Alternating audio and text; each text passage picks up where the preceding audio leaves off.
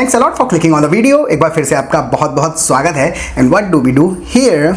We practice natural English here. Correct, we practice speaking English naturally here. Naturally पे जोर इसलिए दे रहे हैं because English has its own way of being spoken. We can't always translate Hindi sentences into English to express our selves.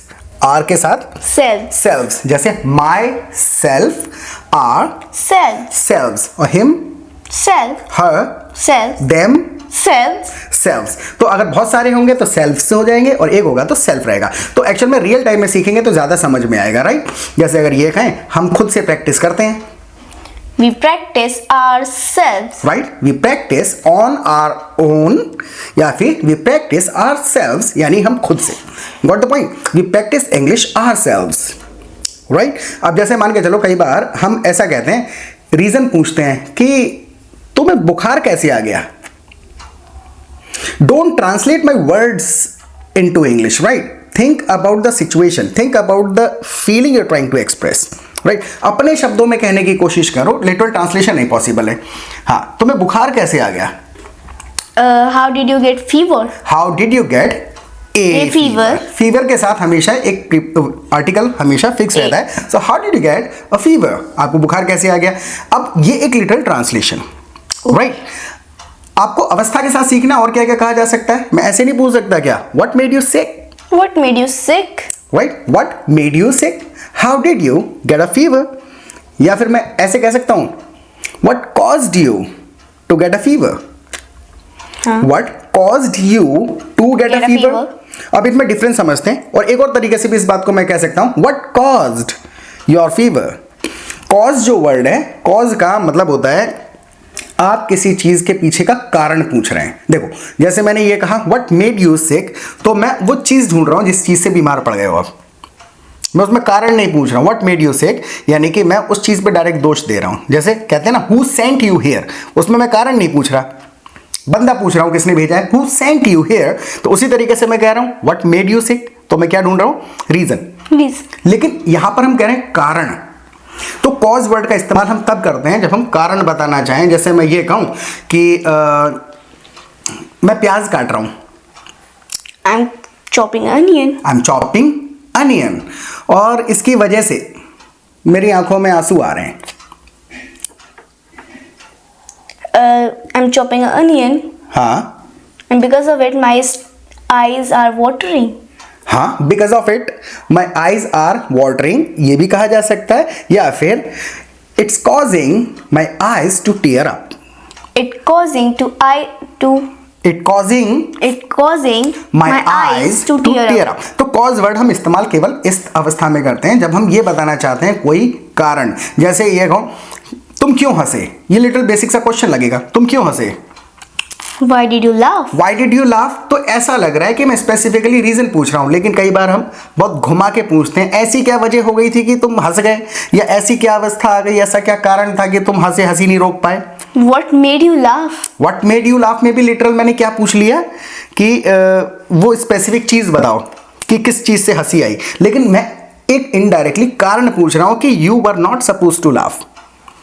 हाँ, ऐसा नहीं था कि आपको हंसना चाहिए था, but what caused you to laugh? What caused you to laugh? Caused you to do something का मतलब यानी कि मैं स्पेसिफिकली कारण पूछ रहा हूं, मैं डायरेक्टली आपको ब्लेम नहीं कर रहा, या मैं वो सोर्स नहीं पूछ रहा जिस सोर्स की वजह से आपके ऊपर ये इफेक्ट पड़ रहा है, कारण पूछ रहा हूं, right?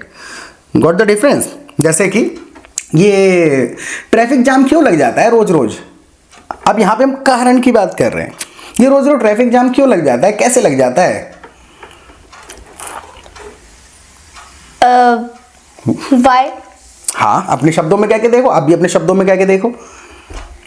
Why always traffic jam here? Why is there a traffic jam? इस तरीके से आपने अपने शब्दों में कह दिया, राइट? वरना हम कह सकते हैं What causes this traffic jam every day? What causes this traffic jam every day? Cause का मतलब कारण पूछ रहे हैं, राइट? जैसे किसी को बंदे को पूछें भाई आप क्यों रोए, अब थोड़ा पर्सनलाइज करके पूछेंगे आप क्यों रोए, तो हम उसको एक्चुअल में कारण पूछना चाहते हैं कि ऐसा क्या हुआ कि जो आपको ये एक्शन करना पड़ गया। What caused you to cry? What caused you to cry, यानी cause का मतलब ही होता है कारण, राइट, बिकॉज है ना, वजह से, Cause. तो उसी में से बी हटा करके कॉज है वो, तो कॉज का मतलब ये आप कारण को स्पेसिफिकली पूछना चाह रहे हैं। Got the point. अब ऐसे मान के चलिए तुम्हारी आंखों में पानी कैसे आ गया, तुम्हारी आंखों में पानी कैसे आ गया। अब मैं स्पेसिफिकली कहूंगा तो what made your eyes tear up, What made your eyes tear up?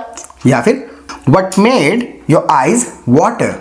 इसमें मैंने स्पेसिफिकली चीज पूछी। क्या कहा मैंने, what made your eyes water, तो मैंने चीज पूछी, लेकिन मैं कारण पूछ रहा हूं कि ऐसा क्या था, क्या अवस्था, क्या कारण था कि तुम्हारी आंखों से पानी आ गया। What caused your eyes water? what caused your eyes To water. to water, या फिर what caused your eyes to tear up। tear up एक फ्रेज है अपने आप में जब हम आंख से आंसू आने की बात करते हैं, राइट। जैसे कि मैंने न्यूज़ सुनी और आंखों से पानी आ गया। ऐसी क्या न्यूज़ थी? मैंने रिजल्ट देखा अयान का और आंखों से पानी आ गया। फर्स्ट आया? नहीं, वैसा वाला दुख वाला पानी, खुशी वाला नहीं था वो। अच्छा। हाँ। When I saw the Ayan's result, my eyes were watering. My eyes started My- to tear up। My eyes started to tear up. Right, यानी कि टीयर अप करना मतलब आंखों से पानी आ जाना, आंसू आ जाना। Got the point. अब जैसे ये पूछने लग जाए किसी को, क्या इसकी लूना की तबीयत थोड़ी ठीक है, जैसे कोई बीमारी है, तो बीमारी वाले सेंटेंसेस में अपने अलग तरीके से वर्ड्स बोले जाएंगे। ठीक को कैसे कह देंगे, क्या लूना की तबीयत थोड़ी ठीक है। Is Luna better now? Is Luna better now कह दिया हमने। अब इसके अंदर क्या हुआ, सही है मैसेज चला गया, लेकिन थोड़ी सी feeling is left behind, feeling पीछे रह जा रही है। Is Luna little better now, Is Luna a little better now? Little लगा दिया तो वो वाली फीलिंग आ गई, थोड़ा बहुत या नहीं। जैसे अगर एक वर्ड ना हम एनी भी कहते हैं, जैसे मैं अगर ऐसे कह रहा हूँ तुमसे, तो फीलिंग बताना क्या पूछ रहा हूँ। Do you speak any English. मैं थोड़ी बहुत इंग्लिश बोल लेती हूँ। हाँ, इसके दोनों फीलिंग आते हैं, थोड़ी बहुत भी है, और एक्चुअल में एनी का मतलब होता है बिल्कुल, लिटरल। जैसे मैं कहूँ कि मेरे को बिल्कुल नहीं इंग्लिश आती भैया, I don't know English. I can't speak any English. Any मतलब बिल्कुल, I can't speak any English. Right. अगर हम सामने वाले से पूछें, जब मान के चलो किसी को हमने पूछना ही पड़ जाए कि थोड़ी बहुत इंग्लिश बोल लेते हो, Can you speak any English? Any मतलब हो जाएगा बिल्कुल भी, ऐसी वाली फीलिंग है, मैसेज आ रहा है। जैसे Can you speak a little English? Right, can you speak a little English में पॉजिटिविटी है थोड़ी सी, हैं। और मान के चलो कोई स्कूल में कोई फ्रेंड है या कोई इंटरव्यू के लिए आए, अब उसको कहेंगे can you speak a little English, तो थोड़ा पॉजिटिव लगेगा कि थोड़ी बहुत बोल लेते हो। अब मैं कहूँ can you speak any English, तो ऐसा लगेगा कि मैं उस पर शक कर रहा हूँ। Right, can you speak any English, आती है थोड़ी बहुत या नहीं आती है? या आती आई है। स्पीक इंग्लिश, अच्छा कहें अच्छे तरीके से, बहुत बढ़िया इंग्लिश बोलता हूँ। I speak English very well. Right, well कह देंगे, हैं। I speak English well, I speak English very well. ये बस एक सेंटेंस था, वैसे कहें मैं अभी भी सीख ही रहा हूँ, But I'm still learning. Still learning.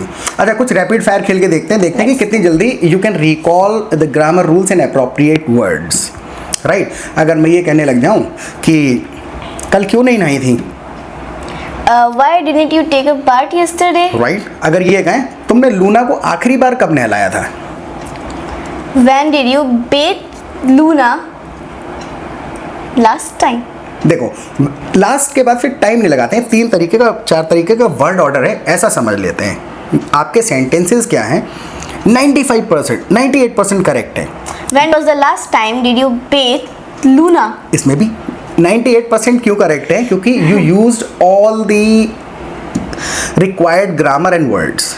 Required चीज़ें सारी आपके माइंड में है, but you are unable to put these things in the right place Word order. In your sentence. Word order की कौन सी चीज़ कहाँ लगेगी, तो जैसे लास्ट कहा तुमने, तो ऐसे कहा जा सकता है टेक्निकली कि when did you Beth Luna last. Last. Time फिर नहीं लगाते हैं, लगा भी देंगे तब भी कोई बहुत बड़ा इनकरेक्ट नहीं है, लेकिन सेंटेंस सही करना है। So when did you Beth Luna last. When did you bathe Luna last? बेद और बात में फर्क पता है ना क्या। बेचना ना, बात नहाना। बात मतलब नहाना और बेद मतलब नहलाना। नहलाना। So when did you Beth Luna last, Last. ऐसे कह दिया। या फिर वरना जैसे हम समय की बात करते हैं आखिरी बार, तो सिंपल सा पर्पस है कि when was the last time When was the last time you bathed bathed Luna? या फिर when did you last. bathed Luna, तो जब भी रटा जाएगा इस चीज को कैसे रट लेंगे कि आखिरी बार जब मेरे को पूछना है किसी से तो व्हेन डिड यू लास्ट, और वो काम बोल देंगे। bathed Luna, जैसे ये कहें आपने आखिरी बार वीडियो कब लाइक करी थी हमारी, when did you last like our video, when did you last like our video. अब एक मैं इसको आधा बोलता हूँ, पूरा करना है, देखते हैं ग्रामर मेंटेन हो रही है या नहीं। मैं कह रहा हूँ when was the last time हमारी वीडियो लाइक करी थी आपने, when was the last time completed, you liked our video, you liked our video, liked our video. तो ये भी याद रखना है, when was the last time एक अलग सेंटेंस है, पुराना पूछ रहा हूँ लाइक करा था तो you liked our video, our video. और एक पहला वाला जो है when did you last, did कह दिया तो when did you last like our video. अगर आपको कहना पड़ जाए कि मैंने संडे से 3 दिन पहले वीडियो लाइक करी थी आपकी, संडे से 3 दिन पहले, पहले शॉर्ट से सीखते हैं, ऐसे बोल के देखो मैंने 3 दिन पहले लाइक करी थी। I liked your videos literal क्या कह रहे हैं before, नहीं, शॉर्ट वाला कह रहा है पहले कि मैंने 3 दिन पहले वीडियो लाइक करी थी आपकी। I liked your video 3 days ago, 3 days ago यानी समय में पहले। I like your video 3 days ago। I liked your video 3 days before Sunday, हाँ सही है, I like your video 3 days before Sunday. Sunday। ये वर्ड ऑर्डर सही है। अब इसको समझना है, थोड़ा सा डिटेल में समझाते चल रहे हैं। करते हैं ना, देखो इसमें वर्ड ऑर्डर का केवल गेम है। कई बार हम कहते हैं ईद के 2 दिन बाद, दिवाली से 2 दिन पहले, तुम्हारे बर्थडे से 3 दिन पहले, मीटिंग से 5 मिनट पहले, इस प्रकार की बातों के लिए। प्रॉब्लम ग्रामर की है नहीं, प्रॉब्लम क्या है वर्ड ऑर्डर की, कि हमने अभी तक केवल सुन सुन के सीखा है, बोलने की आदत डेवलप नहीं करी है। Right, we haven't developed the habit of speaking long and complete sentences. अभी ये जो चीज़ें मैंने कही ना वर्ड ऑर्डर सीखेंगे, लेकिन उससे पहले एक बहुत इंपॉर्टेंट आपको बात बताता हूँ मैं। अगर आपने चैनल को सब्सक्राइब नहीं करा है तो प्लीज़ सब्सक्राइब बटन दबा दीजिएगा, और नोटिफिकेशन बेल आइकन है, बेल जैसा कुछ दिखेगा उसको ज़रूर साथ में प्रेस कर देना, हिट कर देना, प्रेस कर देना, दोनों कहे जा सकते हैं। उससे नोटिफिकेशन आपको आ जाएगा जैसे हमारा वीडियो अपलोड होगा, रोज़ाना आप वीडियो आता रहेगा। और आप ना 15 दिन रियल टाइम में हमारे एप्लीकेशन पे, हमारे प्रैक्टिस ग्रुप्स में प्रैक्टिस करके देख लीजिए, ये प्रॉब्लम आपकी ख़त्म हो जाएगी। क्योंकि grammar is in the problem, grammar की प्रॉब्लम नहीं है। प्रॉब्लम ये है कि ग्रामर माइंड में है, लेकिन हम ना गलत वर्ड से सेंटेंस स्टार्ट कर दे रहे हैं। राइट, जैसे तो वहाँ पर क्या होता है, बहुत सारे अलग अलग लेवल के ग्रुप्स होते हैं। कोई ग्रामर डिस्कशन ग्रुप होगा, कोई कॉन्वर्सेशन ग्रुप होगा, ओनली इंग्लिश ग्रुप होगा, चिट चैट ग्रुप है। तो वहाँ पर पूरे दिन आप जब चाहें, जितनी चाहें, रियल टाइम में दूसरे पार्टिसिपेंट्स के साथ प्रैक्टिस कर सकते हैं। तो जब आप दूसरे लोगों को बोलते सुनोगे तो छोटे छोटे फ्रेसेस, एक्सप्रेशंस आपको याद हो जाएंगे। बहुत ज़्यादा एनालाइज करना पॉसिबल नहीं है during the conversation. We can't form a sentence from scratch while talking. हम ग्रामर सीखते जा रहे हैं, जब बोलना पड़ता है तो हमें वो ग्रामर लगानी पड़ रही है, तब तक समय निकल जा रहा है, बंदा चला जाता है। राइट, और फिर हमारी 2 बार लाइव क्लासेस भी होती है, तो पूरे दिन प्रैक्टिस करो। प्रैक्टिस में जहाँ पर अटक जाओ, कुछ समझ नहीं आए, लाइव सेशन में आइए, वहाँ पे हम आते हैं, रोजाना इकट्ठे होते हैं, डिस्कस करते हैं आपके सेंटेंसेस, आपसे बात करते हैं, बताएंगे आपको कहाँ से प्रॉब्लम है, कैसे इसको प्रॉब्लम को दूर किया जा सकता है। तो यहाँ पर लर्निंग और प्रैक्टिस दोनों चीज़ें मिल जाएंगी सबसे सस्ते में, बहुत ही सस्ता है। राइट, हाँ, तो हम कहाँ पर थे, वर्ड ऑर्डर की बात कर रहे थे। जैसे मैं ये कहूँ, मैं तुम्हारी मम्मी से 1 घंटे पहले उठा था। I woke up 1 hour before your mom. देखो, बिफोर और अर्लियर को यूज करने का स्टाइल है। अगर मैं लिटरली कंपेयर कर रहा हूँ टाइम, है तो I woke up 5 minutes earlier than your mom. Then your mom, okay. Earlier कहा तो देन योर मॉम पे सेंटेंस खत्म कर दूंगा। अर्लियर पता है ये क्यों कह रहे हैं? हाँ, जल्दी। टाइम में इससे पहले, later 5 minutes later, 5 minutes earlier. तो I woke up 5 minutes earlier than your mom. लेकिन अगर मैं बिफोर लगाऊंगा, 5 minutes बिफोर, बिफोर का मतलब समय नहीं है, बिफोर का मतलब है सेकंड इवेंट। तो इस सेंटेंस को बिफोर लगा के कैसे कहूंगा? I woke up 5 minutes before your mom did. I woke up 5 minutes before your mom did. Did लगा करके वो सेंटेंस में एक एक्शन, एक इवेंट मेंशन कर दिया मैंने, तो मैं बिफोर कह दूंगा तो सेंटेंस अच्छा साउंड करेगा। Got the point? अर्लियर में और बिफोर इस्तेमाल करने से क्या फर्क पड़ रहा था? सच में आया समझ? आपको आया? अगर आपको आया तो कमेंट सेक्शन में बताना कि मेरे को अर्लियर और एक सेंटेंस में बिफोर का पर्पस समझ में आ गया इस सेंटेंस से, और नहीं आया है तो आप लिख दीजिएगा कि please explain this concept again, clearly, right? हाँ, तो यहाँ पर इस तरीके से मैंने कह दिया। अब ये तो थे दो event. So I woke up 5 minutes before your mom did कह दूंगा, बिफोर कह दिया यानी दूसरे इवेंट से पहले। और अगर लिटरल समय की बात कर रहा हूं तो I woke up 5 minutes earlier than your mom. यहाँ पर मैंने समय को कंपेयर कर लिया है। आया? अब जैसे मान के चलो मैं ये कह दूं मैं दिवाली से 3 दिन पहले दिल्ली गया था। हाँ, कहाँ पे गए थे? दिल्ली। दिवाली से 3 दिन पहले गया था दिल्ली। ठीक है। I went Delhi. I went to Delhi. हाँ, I went to Delhi 3 days before Diwali. Correct, 3 days before. Before 3 days नहीं कहेंगे, right? So I went to Delhi 3 days before Diwali. जैसे मैं ये कह दूं कि मैं दिवाली के 1 हफ्ते बाद मुंबई जा रहा हूँ। I will go to Mumbai 3 days after Diwali. 3 days after Diwali. अब मैं ये कह दूं तुम आओगे उसके 1 घंटे बाद आ जाऊंगा। When you will reach here. तुम्हारे साथ तो समय क्या हो रहा है, जैसे समय की वो आती है ना, तुम व्हेन से स्टार्ट कर दे रही हो हर सेंटेंस को। हाँ, फिर भी स्टार्ट कर दिया तो फिर टेक्निकली या तो बहुत अच्छी ग्रामर या वर्ड ऑर्डर आता हो तो complete your sentence, it might be correct. ठीक है। जब तुम यहाँ आओगे मैं तुम्हारे 1 घंटे बाद पहुंच जाऊंगा। आई will reach here 1 hour after you. अब इसके अंदर क्या हुआ, वही वर्ड ऑर्डर रिपीट कर दिया। I reach here 1 hour after you. Words सारे हैं but the word order is a bit of, इसलिए स्टोरी बना करके समझना पड़ रहा है कि क्या कहना चाह रही हो, right? So I will be there, I will be there, I will reach there that place, या फिर I will be there 1 hour after you do. 1 hour after you do. हाँ, I'll be there. I will be there. I'll be there 1 hour later. 1 hour later Than you. Later कहा क्योंकि earlier कह रहे थे तो then you. हाँ, I'll be there 1 hour later than you.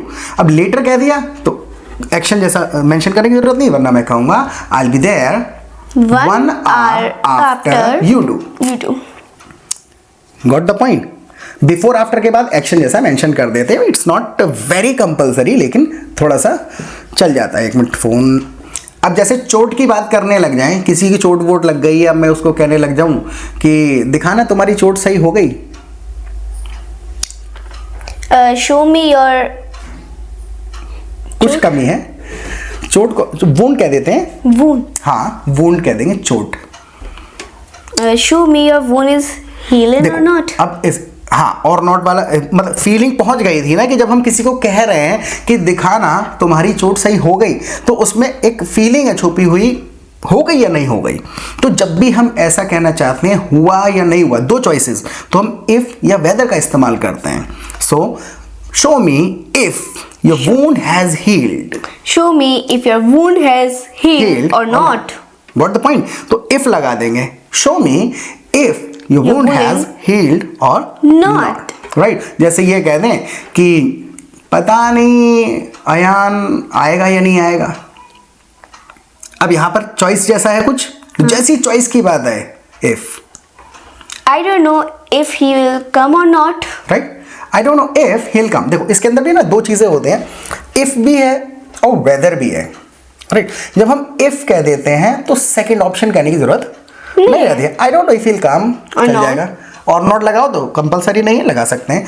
I don't know whether he will come और not. Weather के साथ और नॉट कर देंगे कंप्लीट, वरना इफ लगा करके। I am not sure if it's raining there, ऐसे कहा मैंने। I am not sure, I don't know if it's raining there. इसमें दूसरी वाली फीलिंग नहीं पहुंच गई अपने आप, पहुंच गई अपने आप ही है। लेकिन वेदर हम एक्शन वाला जो एक्शन वाला चीज मेंशन करने वाले होते हैं अपने सेंटेंस में, तो वेदर कह देते हैं। वेदर दिस और नॉट। What the point? जैसे मान के चलो मैं ये कहने लग रहा हूँ, पता नहीं आपको समझ आया नहीं आया। आई am not sure if you understand. If you understood, if you understood. I'm not sure if you understood. ऐसे कह दिया इफ लगाया तो इतने पे गिला करके छोड़ दिया. आई am not sure whether you have liked my video और नॉट. तो एक्शन जैसा जब हम मेंशन करते हैं तो वेदर कर लेते हैं इस्तेमाल, वरना इफ कर लेते हैं, लेकिन ये इंटरचेंजेबली यूज करे जा सकते हैं. राइट. तो थोड़ी थोड़ी बारीकियां हैं just to make your sentence sound better. जैसे मान के चलो तुम मुझसे पूछ के देखो इस चीज को, टीवी सही क्यों नहीं करवा रहे हो?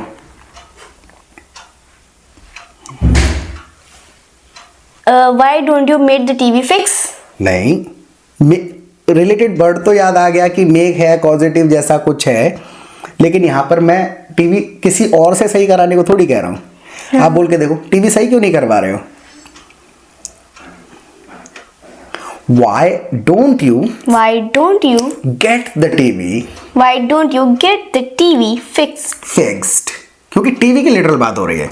जैसे मैं ये कहूँ अयान से क्यों नहीं करा रहे हो सही, अब उसको उससे कुछ कराने की बात आ रही है.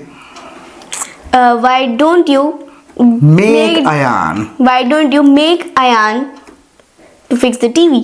देखो, फिक्स द टीवी कह देंगे, टू हटा देंगे, क्योंकि मेक जब वर्ड इस्तेमाल कर लेते हैं पॉजिटिव में, मतलब कि इससे करवाया, I'll make you do that, I'll make you to do that नहीं होगा. राइट. तो अयान से क्यों नहीं करा रहे हो? जब बंदे से काम कराने की बात आएगी तो कहेंगे Why don't you make Ayan fix this TV? लेकिन यहां पर केवल चीज की ही बात हो रही है, इस पे एक्शन हो रहा है. तो why aren't you getting the TV fixed? या फिर why don't you get the TV fixed? Got the point? जैसे ये कहूं ये टीवी कहां से सही कराया आपने? Where did you get this TV fixed? Right.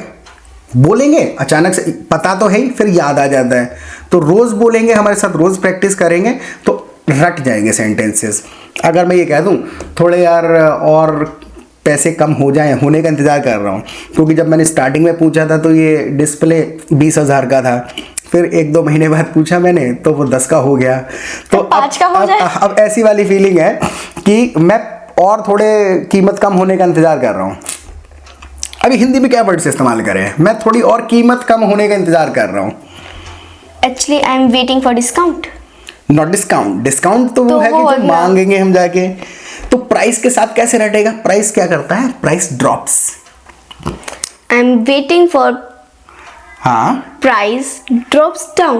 I am waiting for the price to drop. I am waiting for the price to drop. Right. अब इसमें मैंने कहा कि मैं कीमत घटने का इंतजार कर रहा हूँ, waiting for the price to drop. लेकिन अगर मैं कहूँ और घटने का इंतजार कर रहा हूँ, I'm waiting for the price to drop more, even further. Further price दिशा. अब है ये इंग्लिश का लॉजिक, रटना पड़ता है. Right. So I'm waiting for the price to drop even further. Right. लेकिन इसको दूसरे तरीके से, ग्रुप का फायदा क्या होता है? ग्रुप में कोई दूसरा बंदा आएगा, वो ऐसे कह देगा कि यार I'm waiting for the price to go even lower. Right, lower. I'm waiting for the price to go lower. Even lower क्योंकि second form पहले ही है. तो even लगा देते हैं. पता है नहीं लॉजिक? हाँ. डिग्रीज हैं. जैसे मान के चलिए कि तुम स्मार्ट हो. You're so smart. सो क्यों लगा लिया? बस स्मार्ट ही कहा था मैंने. सो तो लगा ही नहीं. You are smart. अब मैं कहूँ अयान तुमसे ज्यादा स्मार्ट है. ये झूठ है, लेकिन कह देते हैं. Say this in English. ठीक है. हाँ. Ayan is smarter than you. Right. अब then you तो कंपेयर नहीं करा हमने, लेकिन इतना कहा केवल हमने you are smart, और सेकंड डिग्री होगा तो Ayan is smarter. यानी वो स्मार्ट से भी ज्यादा स्मार्ट है. अब मैं कहूँ मैं उससे भी ज्यादा हूँ. But I'm smartest. Not smartest. Smartest का मतलब हो गया EST हम कहाँ लगा दे रहे हैं? यहाँ पे एंड हो गया. एंड ही तो है. नहीं ना. सबसे ज्यादा हूँ मैं. अब मैं और भी ज्यादा हूँ, लेकिन मुझसे भी ज्यादा भी कोई हो सकता है ना. Don't dodge the topic. देखो, डोंट डॉज द टॉपिक, इस पे आते हैं. एकदम मन करता है एक बार में सब सीख लें. सच में. देखो पहले ऐसा करते हैं, डिग्री वाला फॉर्मूला समझ लेते हैं. सिंपल सी बात है. देखो, एक आपको मैंने कहा यू आर स्मार्टर, दूसरा है स्मार्टर, लेकिन लास्ट पे नहीं जा रहा हूँ, स्मार्टेस्ट पे नहीं जा रहा हूँ. उससे भी ज्यादा कोई थर्ड पर्सन है तो कहेंगे even smarter. But I am even smarter. Right. You are smart, Ayan is smarter, I'm even smarter, and your mom is the smartest. is the smartest. यानी लास्ट खत्म हो गया भाई जाके, राइट? तो लास्ट डिग्री EST केवल हम last degree पे लगाते हैं, Okay. राइट? जैसे कि this laptop is fast, This laptop is वो fast, वाला इससे भी ज्यादा फास्ट है. but that is faster. That one, that is नहीं, that one But that one is is faster. Faster. और जो बाहर रखा है वो इन दोनों से भी ज्यादा है. But that one. But the laptop outside, जो but बाहर the- रखा है, अच्छा वो. But the laptop outside is even faster. और जो ऊपर रखा है वो सबसे ज्यादा फास्ट है. फिर But the laptop is upstairs. दोबारा word order But the laptop is upstairs. Is नहीं आएगा बस केवल, but the The laptop laptop upstairs is fastest. Is the fastest. और जब हम लास्ट डिग्री लगाते हैं ना तो उसमें भी दा लगा देते हैं, Okay. राइट? जब भी बेस्ट कहें तो द बेस्ट, अनोखा. स्मॉलेस्ट कहें तो the smallest, the fastest, the I'm the shortest in my class. Exactly, I am the shortest. क्योंकि देखो उसको अलग कर रहे हैं ना, सबसे अलग हो जा रहा है वो, सबसे चाहे पुअरेस्ट है या सबसे ज्यादा रिचेस्ट है, तो वो अलग हो जा रहा है तो आर्टिकल लगा दे रहे हैं It's not just a sentence. Actually, I am the shortest in my class. Okay, no wonder, no wonder.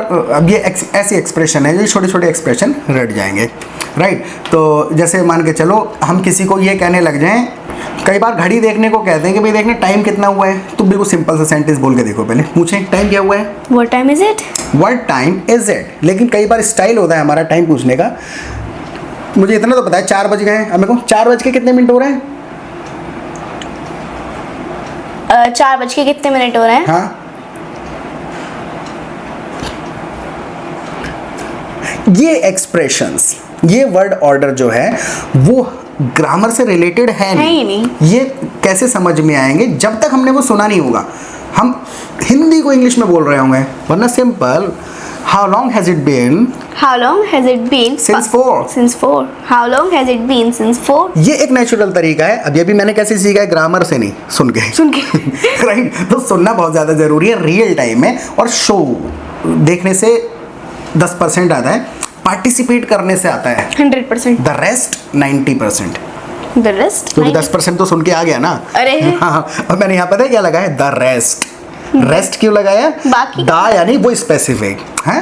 तो पार्टिसिपेट करिए रियल टाइम में ग्रुप्स में आकर के. अब देखो जो मैंने ये कहा कि देखना 4 बज के कितने मिनट हो गए, तो how long has it been since 4? Since 4 कह दिया.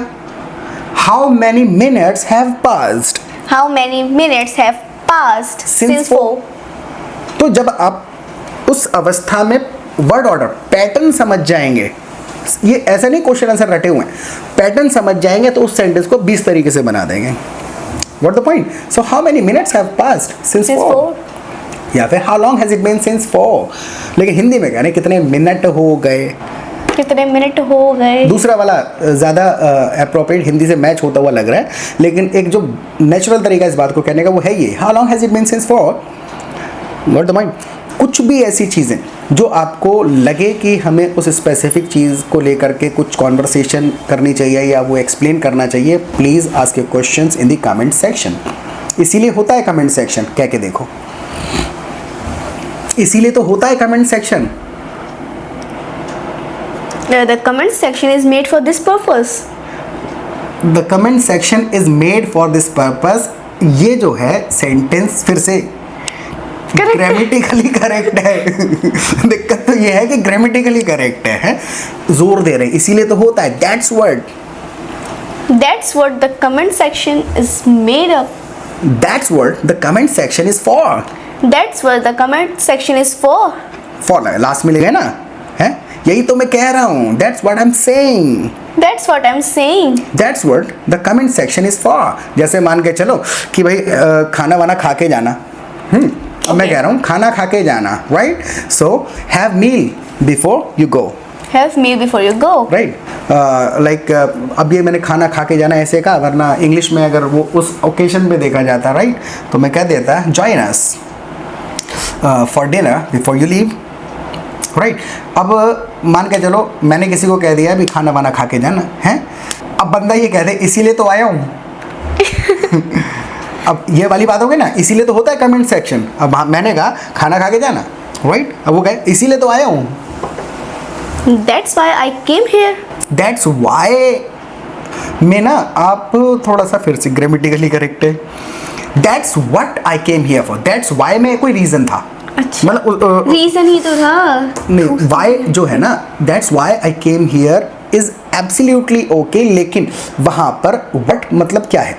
व्हाट मतलब वेरी स्पेसिफिक, इसी ही वजह से that's what I came here for, That's what I came here for. That's what I am here for. क्या बना है? दैट्स वाई हम तब कह देते हैं जब हम एक्चुअल में उस स्पेसिफिक की नहीं, उस रीजन की बात कर रहे हैं। बहुत बाल बराबर, बहुत सब्टिल सा डिफरेंस है। बाल बराबर मतलब सब्टिल। Subtle. हाँ, तो Okay. व्हाट समझ गई। आया समझ में? हाँ, Are you sure? pretty sure. Pretty sure. Pretty sure. Damn sure. Damn sure though. Damn sure. Damn sure. हाँ, तो अगर मैं ये कहूँ तो ये बाल बराबर ये चीज़ें हैं ना, ये बाल बड़े इंपॉर्टेंट होते हैं। बिना बाल के अगर आप मुझे देखेंगे तो कैसा लगेगा? तो ये बाल लगेंगे। बराबर भले होते हैं, लेकिन ये बहुत इंपॉर्टेंट चीज़ें, ये फीलिंग्स हैं। You are able to translate Hindi into English, लेकिन फीलिंग्स को एक्सप्रेस करने में ये चीज़ें हैं जो वर्ड ऑर्डर कि दैट्स व्हाट से स्टार्ट कर दूँ, या फिर ये कहूँ देखना 12 बज के कितने मिनट हो गए, याद रहा? How many minutes have passed since 12? Right? तो जब ग्रुप में होंगे सब एक ही जैसी वीडियो देखी होती है सबने रोजाना, तो उसी से रिलेटेड फिर वो कॉन्वर्सेशन होती है। तो इस वीडियो में जो भी लेसन्स होते हैं वो बहुत अच्छे तरीके से रट जाते हैं, और जो फिर उसमें अपने तरीके से इनके बेसिस पे या इनसे रिलेटेड बातें करते समय जो सेंटेंस वगैरह समझ नहीं आते हैं, पैटर्न नहीं फिट बैठता है, फिर लाइव सेशन में आते हैं, वहाँ पे डिस्कस करते हैं। तो ये जो कंसेप्ट्स हैं जो अभी सुने आपने, ये बहुत अच्छे तरीके से समझ में आ जाते हैं कॉन्वर्सेशन करके और लाइव क्लास अटेंड करके।